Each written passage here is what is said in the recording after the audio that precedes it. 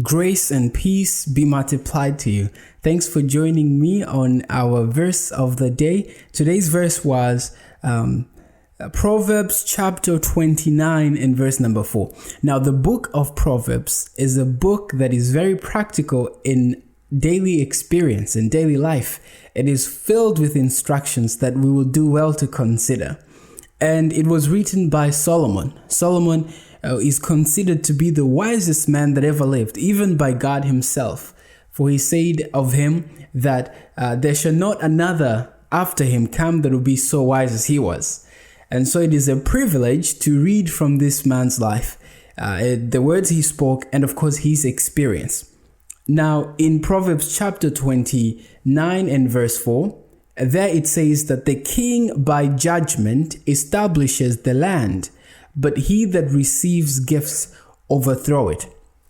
Now, we would think that this verse is speaking to kings. Of course it is, but we shall find at the end that it's actually speaking to us as well. Because when you think about it, you are a king of your life, for example. You have some influence that you hold over the people around you. And the decisions you make will not only affect you, but will affect everybody.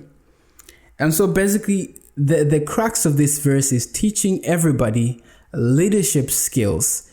Those of us who are privileged to be leaders, we need to take heed to this counsel.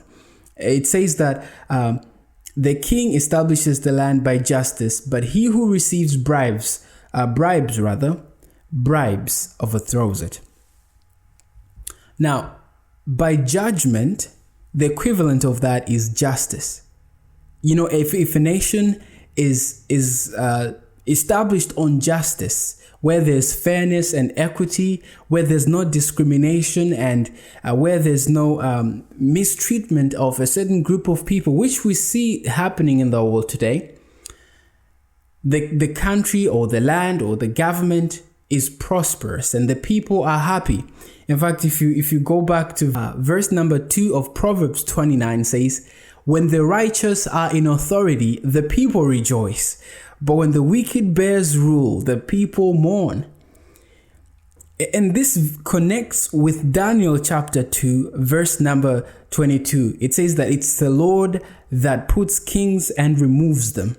Daniel chapter 2 and verse 21, he says that, and he changes times and seasons. He removes kings and sets up kings. He gives wisdom unto the wise and knowledge unto them that know understanding. So we see that God is the one who is in control of kings. Well, to a certain extent, he removes them when they fail to be of justice. He removes them. And this is the philosophy of history.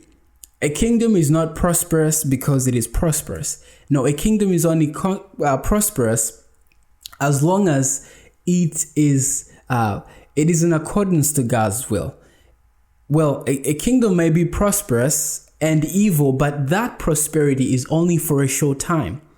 What gives a kingdom? What gives a project? What gives anything that's done under the sun success and prosperity? And to add to that, longevity or eternity, or what gives something to last for a long time is righteousness. And so without justice,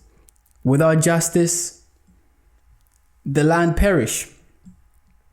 A nation can only expect strength and progress when it is ruled with justice. When a community or nation sees evildoers punished and restrained, fairness in the legal system and agreements honored, there will be justice and a foundation for growth and blessing. There are many ways, though, that justice can be abused. And bribery is one of them. Bribes destroy the foundations of fairness and equality before the law. It means that the rich are devious prosper, while those who are hardworking are always pushed back and are always suffering and affected by the rich, for example, who are using unfair ways or unfairness. It says here that the best laws are of little use when they are badly administered. Partiality and injustice make them null and void, and yet it requires great integrity and moral courage to withstand the temptations of worldly policy and self-interest.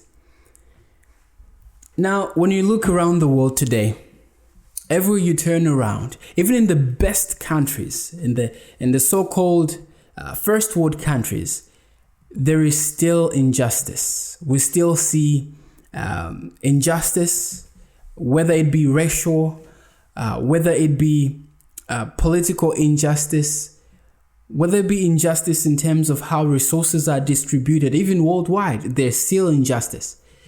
The reason being, somebody is not using judgment. Somebody is not using justice and fairness. And as a result, this world cannot last any longer.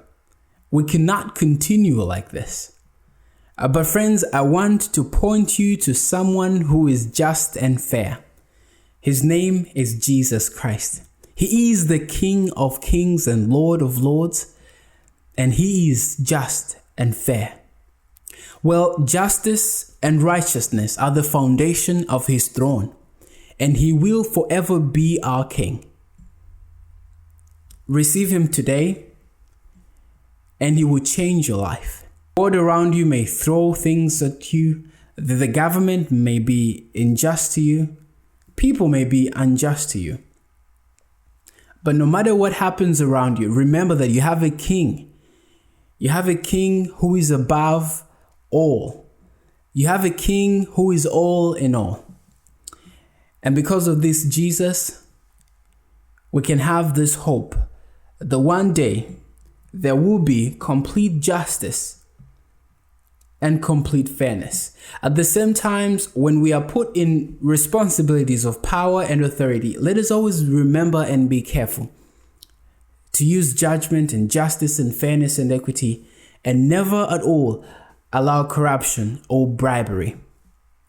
Thank you so much for listening to our daily verse of the day, Evangelivetheverse. And I hope that you will apply these principles in your life.